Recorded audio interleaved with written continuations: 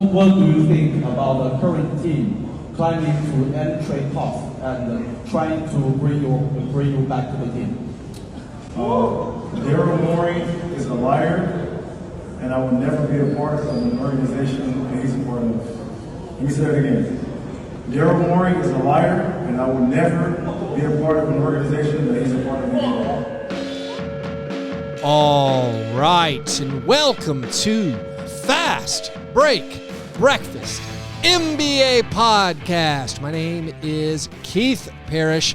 I've got TrillBroDude, a.k.a. Porter Callahan, coming up in just a second to talk about this very hilarious James Harden situation. We get Trill's perspective as a thought leader among the diehard 76ers fan base about what he wants, what James wants, what Daryl Morey wants.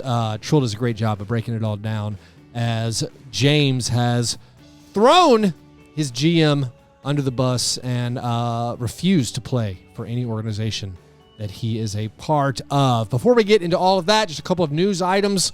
Over the weekend, we had the Pro Basketball Hall of Fame ceremony as NBA greats Dwayne Wade, Dirk Nowitzki, Pau Gasol, and Tony Parker were enshrined. Also Greg Popovich and Becky Hammon. And there were some other non-NBA people inducted into the Hall of Fame. I didn't watch all the speeches, but the ones I did were very entertaining and moving. So I recommend catching up on those if you're looking for something to entertain yourself. Perhaps my big takeaway was Pop's speech was the longest. Tony Parker's was the shortest. In the NBA today on Tuesday, August 15th, the schedule for the in-season tournament is going to drop. I'm a little confused, very confused, how the NBA is going to handle the schedule this year because it seems like whichever teams make the quarterfinals of the in-season tournament, that will affect their season-long schedules because those quarterfinals, semifinals games count as the regular 82-game schedule.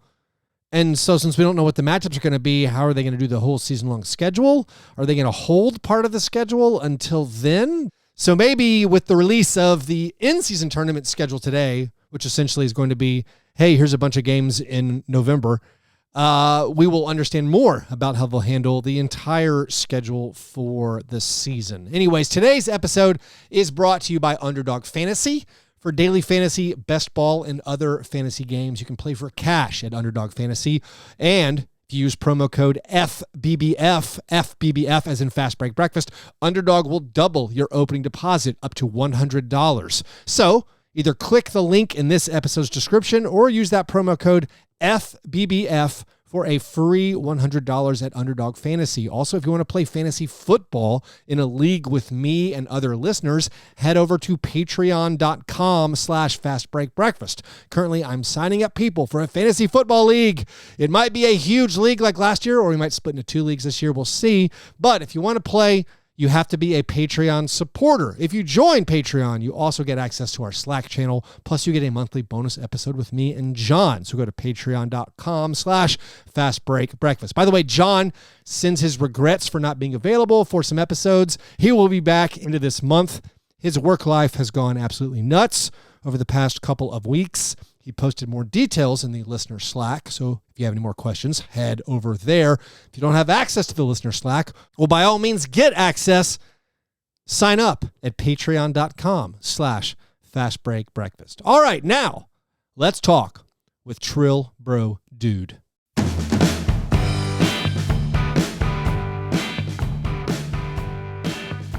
I'm joined right now by Porter Callahan, a.k.a. TrillBroDude. Porter, good morning. How are you? Doing well. Thanks for having me. Pretty early here on the East Coast, so I've had about a day to soak in this insane James Harden news that has come through. So yeah, buddy. How you doing? I'm all right personally. It's funny because I was kind of at the point with the Sixers and this whole Harden thing when the news dropped on Saturday that the team wasn't entertaining trade offers anymore. I decided I just didn't care anymore. I was like, okay, I knew this was coming for months. And once that happened, I was like, who cares? And then yesterday, the absurdity of it all kind of pulled me back in, not to necessarily caring about Harden and the trade thing, but just having some interesting things to talk about. Yeah. And yeah, I mean, it's good because people care about my show. So it is. So let's be real. It's good for the bottom line. yes. Okay. It's good for the content machine. Like, I sometimes believe I'm above the fray of just the churn of just dumb NBA news cycle. Like that report over the weekend that was like, oh, the Sixers aren't gonna entertain any more trade offers. That was non-news. That does not rise to the fast break level of we're even gonna mention this on a podcast. Exactly. But then they're like, okay, haughty little podcaster dude, how about this? How about if James Harden drops this Chinese diss track? Like, all right, fine. I'll talk about that. You got me.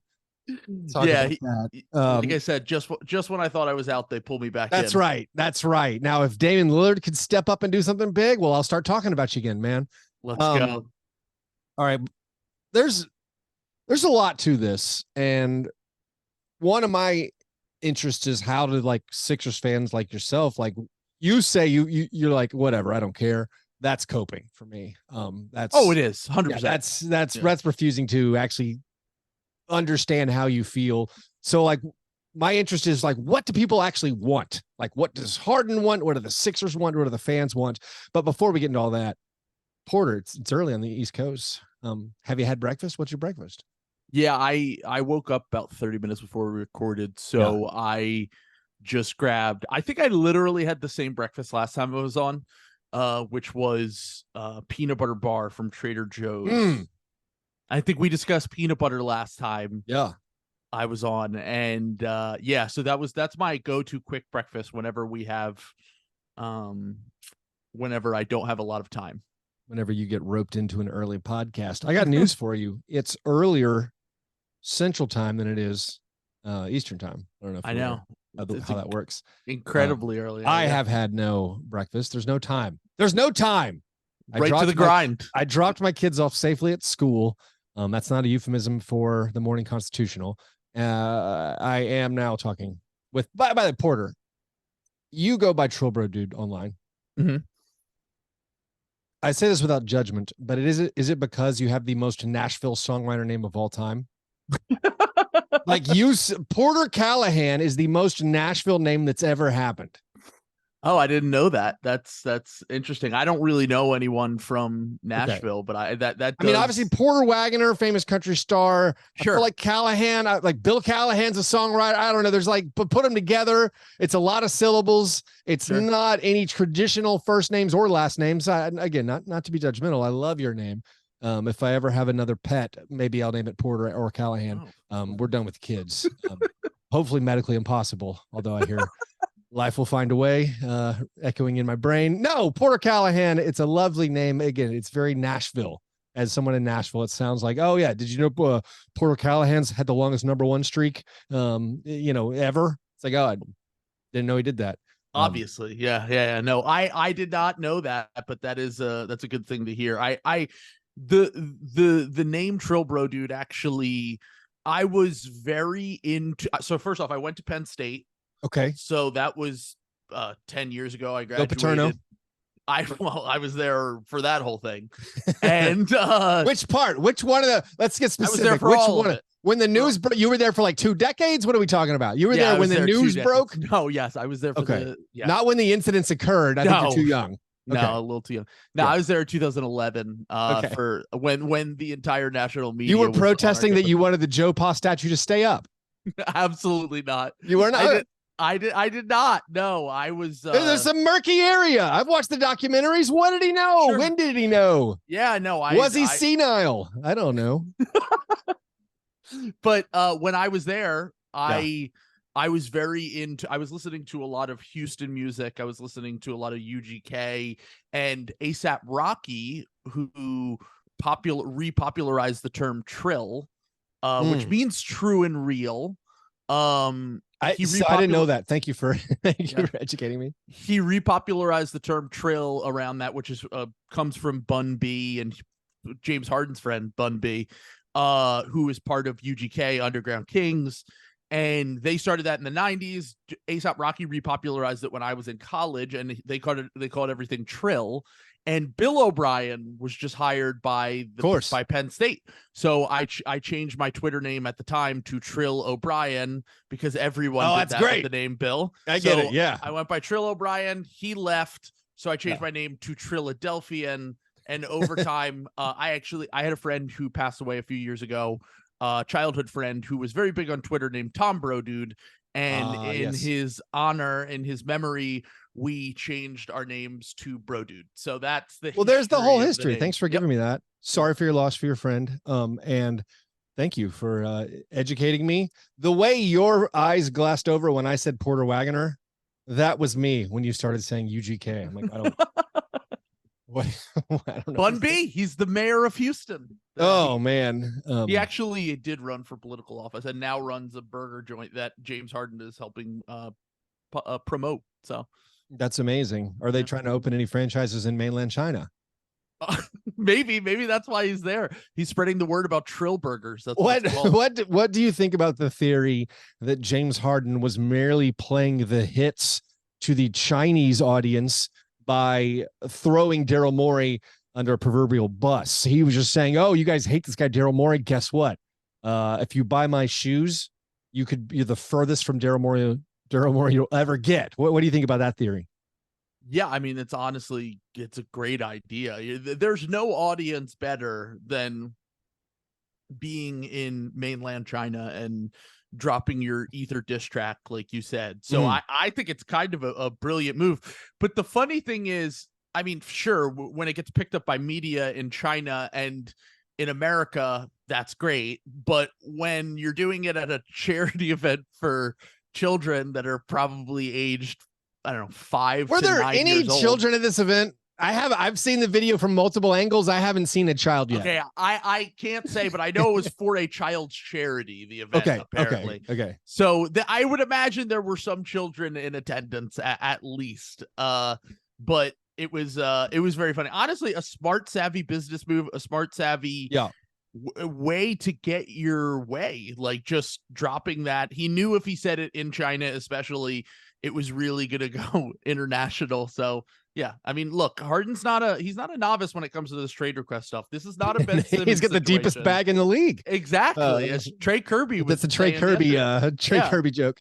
Yeah, Trey was saying yesterday he's advanced, dude. Like, we've never seen someone with this level of trade request history in their bag. So he can go to a bunch of different moves. And like you said, he's going to make it uncomfortable. He's going to make it ugly. He has to show up for training camp because of this new CBA. He can't do what he did before and not show up for training camp. Yeah. Or at the very least, he needs to attend by November 2nd is the date. Can we clarify this? There's a lot of talk. This isn't new CBA. This is old CBA, but there's this clause or this rule that if you're in the last year of your deal, and you don't report, you don't show up to training camp, you don't participate, then your team can basically void your deal and also make it where you haven't fulfilled your contract, thus you cannot become a free agent. Yes. And that's why this never came into play with other trade requests that we've had. It doesn't come into play with the Ben Simmons situation. It's a very interesting angle, a very interesting wrinkle. James Harden went hard. He has this experience of demanding trade requests. And now, I guess we'll start here. What do you want? And I will let you speak as a representative of Sixers fans everywhere. Like, does Sixers fans, there's not going to be this reconciliation. He's not coming back. So what do you want to happen in this situation? I personally don't represent all Sixers fans because I think that a lot of on this show you do. Well, a lot of Sixers fans have pushed back whenever I've said it on the podcast. Okay. My idea was essentially, I think you just try to acquire the best possible package you can from the Clippers. Now, look, if the Clippers are saying we're not including any draft picks or Terrence Mann, then I think you do ride this out because that is pretty silly. Which that is from what we've heard. But right, who knows if Morey has negotiated in good faith with them? I highly doubt he has. But if in a perfect world, I would try to get at least Terrence Mann in a first round pick, plus maybe some, salary filler back that's expiring, so that you still can have that flexibility if you want to do your whole plan next offseason with trying to get cap space and blah blah blah. I'm skeptical of that because of Joel Embiid's prime and the fact that you're already kind of tempting fate here with Joel, and he could potentially ask out. He just removed Philadelphia and processing from his Twitter bio, which a lot of people will say, it's not a big deal. Players do this stuff all the time. And it's like, no, everything Joel does on social media is calculated. His Twitter likes, his tweets, whatever he's adding and removing from his bio, he knows what he's doing. He's a really media savvy guy. But also he's just playing along. He's just helping us content creators out. Sure. He's just giving people something. Like, I was like, what am I going to ask Trill today? And then I'm like, Joel Embiid updated his Twitter bio. Well, I'll ask Trill about that. But that stuff is real and matters when it comes from Joel. And I think that is kind of a sign of something. I don't know if it's I'm going to request a trade, or it's let's get our shit together and kind of make this deal happen sometime soon. Or like I said, I don't think that they're going to make up. Like, there are Sixers fans that are delusional enough. They were also delusional with this Ben Simmons stuff about, he'll just come back and he'll be forced to play. No, I think after this weekend, everyone has realized, okay, maybe that was a bit far-fetched. I always thought it was insane. If the offer is Marcus Morris, Norm Powell, and Robert Covington, and that's it for James Harden, I'm not even joking. I would literally rather have Harden play, because I think that arguably makes the Sixers, I wouldn't say worse, because Powell and Covington are probably deeper rotation players that you can play still. Morris is not at all. He's completely done. And I'm not taking on the Norm Powell contract, a contract that no one in the NBA wants, by the way. They tried to trade it to basically every single team. This goes back to the thing I don't understand. Like, why does anyone want Norm Powell? Like, does he suck to be around? He's a fine player. He's a fine player. Yeah. I think that most teams aren't in the business of paying a 6-man $19 million a year. I think that most teams would rather. I don't get. Like, I don't mean to be. Listen, if we're playing the roster building game, and we're like, I just want good talent on good salaries. No, I'm not starting with Norm Powell, whatever, 3 years, $55 million. But that isn't how rosters work. Like, you guys, like, I'm not like. The Clippers are paying $50 million to Covington and Marcus Morris and Batum. Right. Like, you add it all up together, getting a guy who can play, getting a guy who can make 3-pointers, who would look great on the perimeter with Joel Embiid on the inside, a guy who can, yes, he's inconsistent, but he'll drop 30. Every 5 to 10 games, and he hits a ton of 3-pointers. That's the cost of players who do stuff. Sorry to lecture.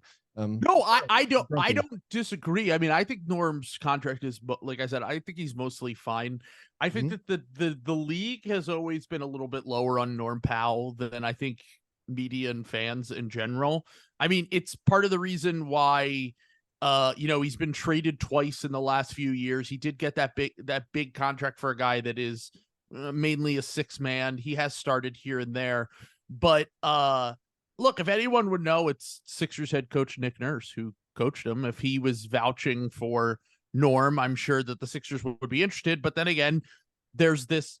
They want the quote unquote flexibility to get a ton of cap space next summer, and that is pretty much made. By the way, here's my ignorance. So, Morey hasn't entertained or hasn't offered the extension for Maxey. Yes. And they keep mentioning we got to have all this cap space for next summer. Who is this? Giannis? Who are we talking about? Like, is this listen, next summer you got to pay my boy Melton. So, man, I wouldn't mess around. You're not like, you're going to go into next year with Maxey and Melton, unrestricted free agents. That's so Maxey makes a little bit more sense, even though I don't disagree, or even though I agree with you. I don't really agree with the philosophy of not taking care of your guys especially when that guy is a Rich Paul client. And we know the history of Rich Paul clients and the Sixers and that whole thing. I personally think that the Maxey thing, from just a pure number standpoint, if we extended him right now, he'd probably make 30. Like if he got the max, let's say, yeah, he would make like 35 million a year to start on his max extension. And the cap hold for him is going to be like 18 million. I believe. Oh yeah, I understand it, but no one does this anymore. I know like, that's no NBA teams do this anymore. I was saying for a year when I had people on, I had Derek Bodner suggested this before. I had multiple people on who were suggesting this. Maybe they'll wait on Maxey because Tobias is expiring and Harden could be gone and blah, blah, blah. And I was like, teams just don't do that anymore. They pay their guys and they figure it out later. Like, but I just underestimated how insane Daryl Morey really is and how much, if he's committed to a plan, he's going to do it. But the idea that the only thing we could come up with on the podcast was we don't think that there's like one guy that they're looking at. Yeah. We think that they saw this offseason and they tried to get off Tobias Harris's contract because James Harden, if James Harden was potentially walking, and because at one point we thought he was just going to leave in free agency. I think they tried to get off the Tobias contract and found that to be impossible. And because of that, they said, okay, well, let's change this cap space plan to next summer because we just saw John Collins get dumped for literally nothing. And this new CBA could change the calculus on how teams want to build their teams moving forward. Yeah. Like John Collins is a good player, but the problem is John Collins was on a team with a non-spacing big and was on a team that had DeJounte Murray as its second best player and Trae Young, who requires maximum spacing. So they needed to kind of move on from him and they get off that contract and they dumped him into the Utah Jazz's salary cap space. So the Sixers probably viewed the situation like, if John Collins is getting dumped for nothing right now, what happens if we have two John Collins? That doesn't make any sense, man. Like that's like, instead of keeping a good player, what if we can get a distressed asset to pair with the MVP? Well, like, I don't disagree with you. And by the way, I oppose the plan. Giannis is my mistake. It's because it's August. Giannis not a free agent until 2 years away. Yeah. You're right. Next Siakam is the best next summer's headliners. You got Siakam, and then you got Tobias Harris and OG Anunoby. Yeah, like you have. We assume OG's going to opt out. The list of free agents and free agents don't even move that frequently. We've seen no one good changes teams in free agency. It's I'm not totally certain what Morey has up his sleeve. That's why I think the trade thing is more likely. So for example, Jeremy Grant just signed a 5-year, $130 million contract. Yeah. The Blazers are now going to probably lose Damian Lillard in a trade and have a guy who is 30 years old, is going to be on probably the worst team in the West next year, I would imagine. I mean, look at the West. It's completely stacked. There really isn't any team. Like Houston's trying to be better. San Antonio has it's like those two may or may not try. Yeah, who knows? May or may not try. They have Victor Wembanyama, which is the ultimate wild card. And then you have the Blazers, who are, once they trade Damian Lillard, the youngest team in the NBA. And Jeremy Grant is kind of just like, all right, I just signed this 5-year deal to be here. Can you get even like we've seen trades before this CBA? Norm Powell and Robert Covington were essentially salary dumped 2 year ago. Yes, they were. And they, at least at the time, were rotation level players. So I don't think the idea is we have a guy in mind. I think the idea behind it is we can get X player for less if we give the other team some sort of way to get off that contract pretty easily, whether it's Jeremy Grant or maybe you use whatever assets you have left to make a bid for a guy like Zach LaVine, who the Bulls have been interested in getting off his contract for a while. But the thing is that it's definitely worth angering Tyrese Maxey to pursue Zach LaVine. Okay. So it's funny you say that. I actually have said it's not worth making Maxey mad if you're only going to get a John Collins level player. Right. if you got Zach LaVine, that's a little bit different to me personally. It's not that much. Like LaVine is an older Maxey. Sure, but I mean, why would we want to do? I don't know. But I'm of the camp that I think that Zach LaVine is one of the most underrated players in the NBA. So that's because I think that Zach has gotten the empty calorie scorer thing, whereas if he were on the Celtics and Jaylen Brown were on the Bulls, we would be having completely different conversations. I agree with you there. Yeah, certainly, I agree with you there. Yeah. LaVine is so efficient; it's weird. He does have that label as empty calories. I still don't think there's a market difference enough between him and Maxey that I'd be like messing around with it. But let's forget all that. Let's forget Morey's plan. When James Harden says Morey's a liar, what is he specifically referring to? I don't know. Okay. Like I'm told that it is because he was promised a contract, but if he was promised a contract, why is he leaking on Christmas Day that he's going back to Houston? Yeah.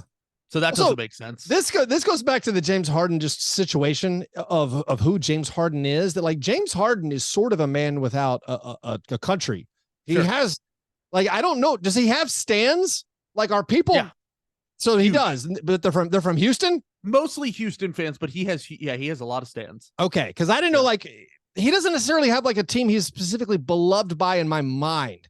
I guess it has to be Houston, but it's like this guy's been on the move so much. Like Sixers fans aren't going out in the streets being like, take care of James Harden. They're like, this mercenary who forced his way off his last team. He's now with my team, and now he wants to be forced somewhere else. And we thought, all right, there's going to be this reunion in Houston. And then apparently Ime Udoka is like, no, thank you.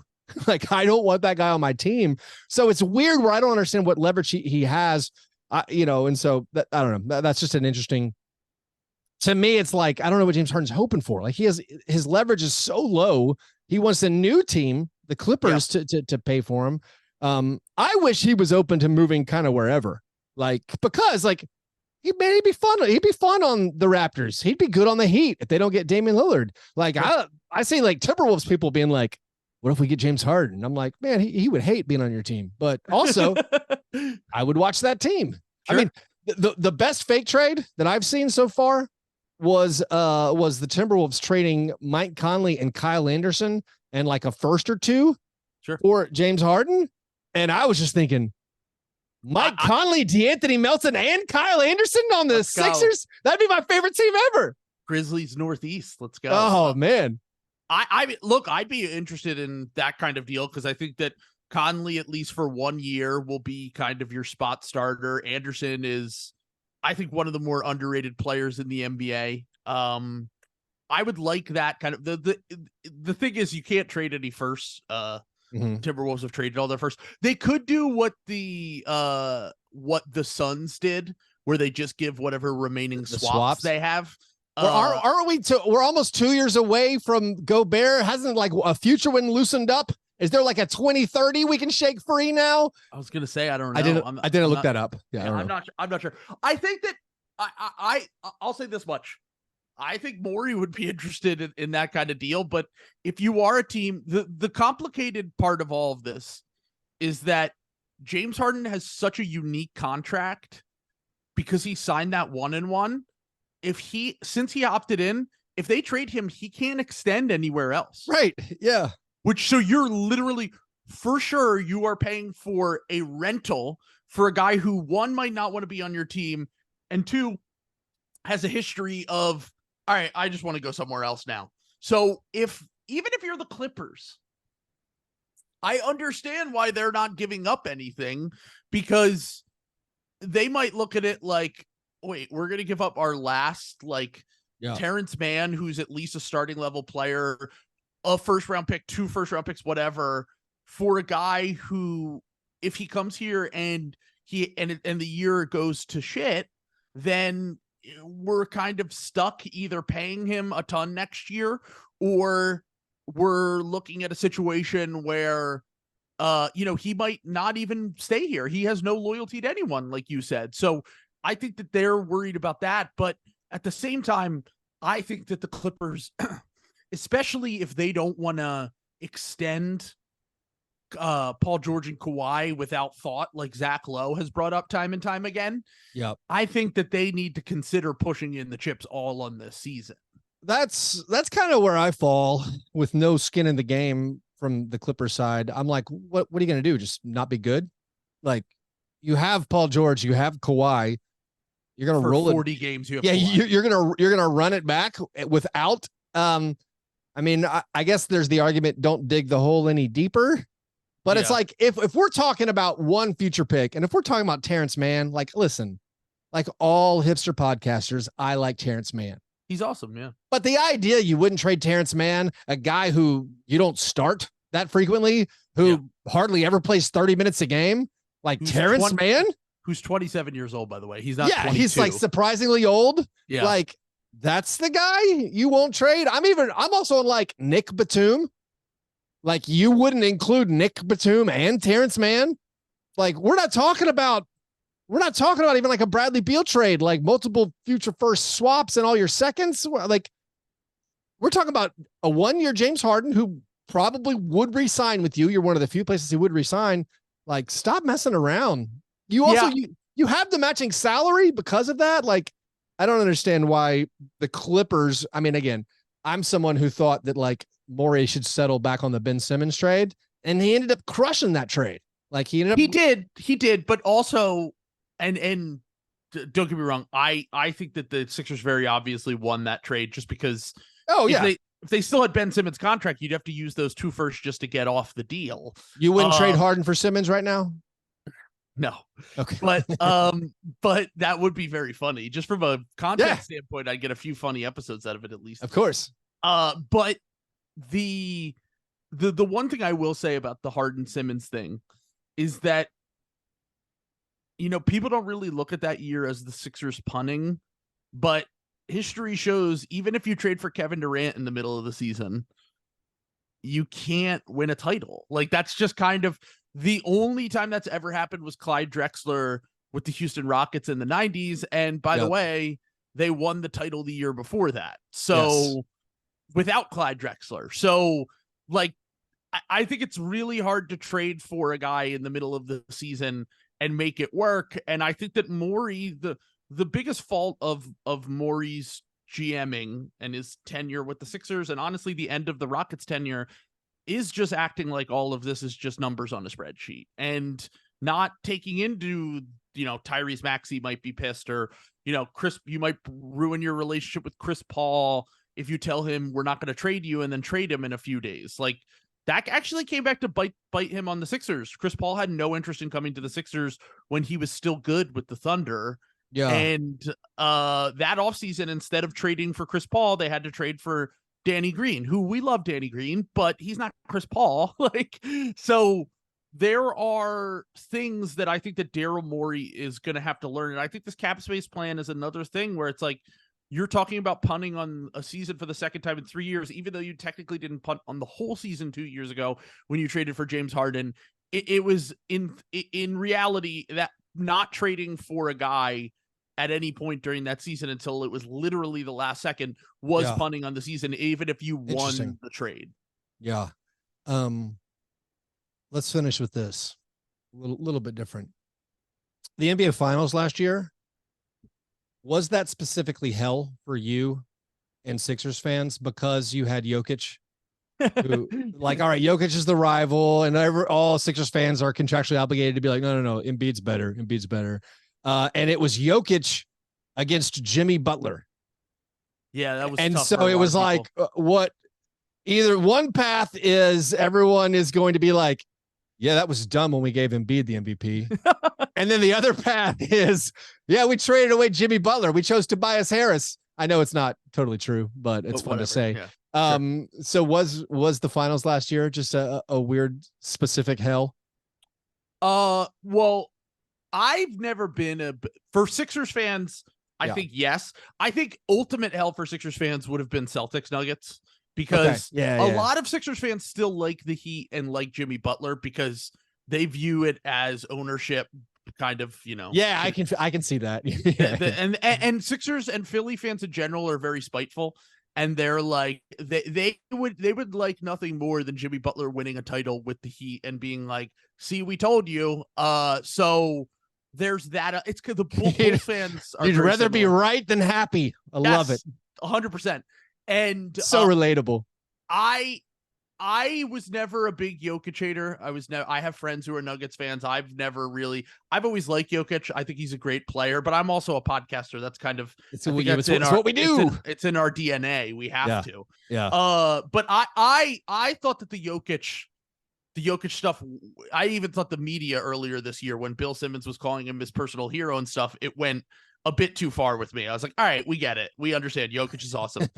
But yeah, so I didn't really care. I hate the Miami Heat. I despise them. Yeah. So for me, it was not great, but I was totally fine with the Nuggets winning. Homegrown talent for the most part. They're three of their best players were all drafted by the team.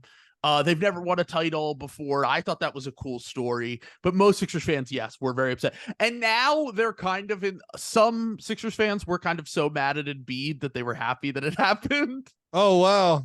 A lot of Sixers fans and a lot of Philly fans in general were just very mad at the team and Joel and James after that Game 7 performance at Boston, that I think that they didn't really care about the outcome of who won the title. And if anything, Jokic winning, they were like, yeah, that's a classic. I'm not watching the finals response. That's what I would do. I know as a fan, there's been years like, so Pau Gasol just, got inducted into the Hall of Fame on Saturday. And as a big Grizzlies fan, like the titles he won on the Lakers, I didn't watch them. Sure. I'm not watching this crap. Yeah. When I tuned in, I was cheering for the Celtics. I was like, I don't want the stupid Lakers to win. This sucks. Yep. A very different feeling than like cheering for Marc Gasol on the Raptors, where I was like, oh, please, I want Marc to win. That'd be amazing. Of course. Yeah. Well, anyways, thanks Trill, for coming on.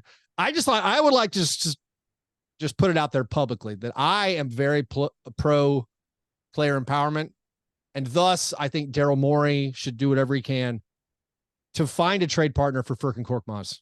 I agree with that. And in the national nightmare, we have to end this. It's not right the way he treats these players as pawns, as numbers on a spreadsheet. They're human beings. You got to take care of Furkan Korkmaz. Man is not happy. That's the only player I'm worried about on the Sixers getting freed. That's right. All right, buddy. Hey, everybody out there, listen to the Ball pod, and Porter, I look forward to you coming on again sometime. Thanks.